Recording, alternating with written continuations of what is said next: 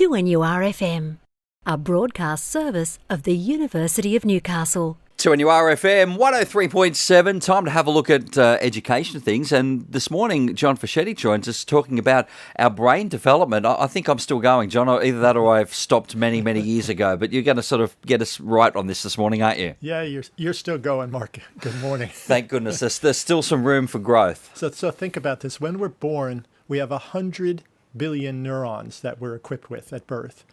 We gain 2,500 per day per neuron till we're age 3, when we get 15,000 per neuron. So at the age of 3, we have 100 billion neurons. Those are basically the fiber of learning.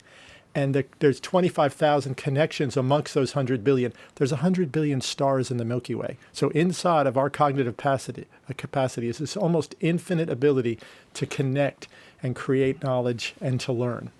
That's impressive. So we're getting almost Men in Black on us there. We have the Milky Way in our brain. Yeah. So we have got this, I guess, notion that we sort of get up to late teens and we get to, 18, 20 or thereabouts, and it kind of stops. But that's not really the case, is it? No, we're growing our capacity all the way to puberty in terms of those neural connections, those synapses. What happens at puberty, and that's a range between 8 and about 13 in the Western world now, which is pretty stunning to think some young girls are going through puberty that young, but even in year 3. But once we get to puberty, our brains, which are pretty archaic, start to prune the pathways that we don't use.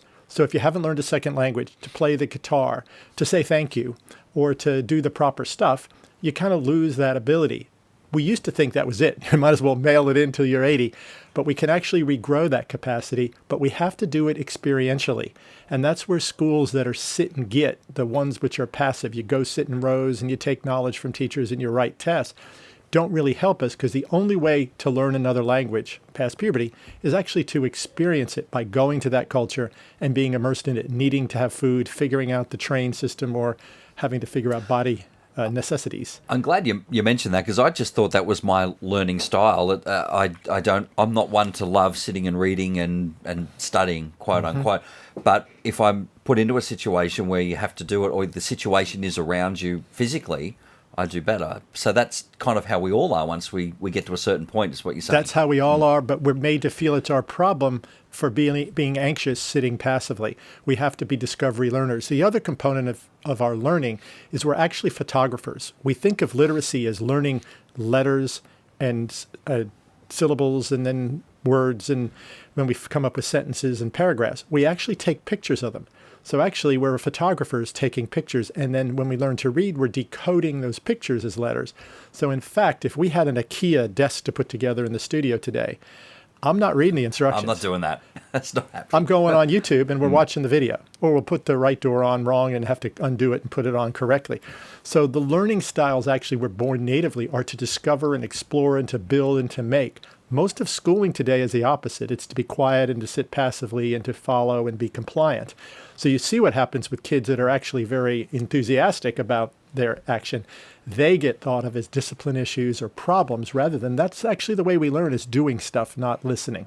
I think that's a good point. And so all this time we've been blaming the really bad instructions that come with those put it together things. It's not the instructions. It's just we need to do it. Yeah, I think the instructions are written by people that learned English as a third language, though. Maybe they did. Maybe they did. So how do we get around that in a school environment? I guess we make some changes. Yeah, so in the early primary days, rather than teaching compliance and rules, you teach discovery and invention and inquiry, problem solving and collaboration, in addition to the literacy and numeracy. We've tended to focus on the book learning, holding off on the other. We need to do both. And in secondary schools, with that knowledge, we have to understand that post-puberty, we have to be building and making and designing and exploring and doing. And then the reading and the studying come because you're motivated by that. Many schools on the fringes are embedding those into their programs. Not enough of them at this point have fully switched on kids. And the real issue is what motivates you is by doing the things that you're passionate about. So the real flipping on of all of those hundreds of billions of neural network pathways that you have is really finding your passion and going for it. And a lot of schools have now flipped to where they're saying, what motivates you? Let's study the literacy and numeracy around that so that we get kids' motivation tied in with their academic knowledge. we hear that so often, don't we? If you follow what you're good at, what you love doing, and also if you think of all of this holistically, we're kind of limitless in what we can do to a point, aren't we? You know what's amazing? In the last 50,000 years, our brain capacity has actually not grown. What I described to you as the 100 billion neurons and the 25,000 synapses that connect those neurons is about the same as 50,000 years ago. We're still operating on a Windows 95 platform here in many respects, but the ability to regenerate our knowledge means that even if you've been discouraged, even if you've fallen away from what you thought was your motivation, in 1 hour and 1 day with one motivating either lesson or experience, you can regenerate. It's like a tomato plant in the summer when you give a little water, the roots just started to grow. So regenerating neural connections is just one exciting learning moment away. That's what gives us hope that teachers can continue to do that in schools, but we're going to have to get away from that passive approach to much more the active one. John, very, very interesting with us this morning. I might actually go off and learn a second language, English. I might get that one down. John Fischetti, we'll catch you next week. Always an interesting chat about things that are happening in the world of education with us. And for you this morning at 2NURFM 103.7.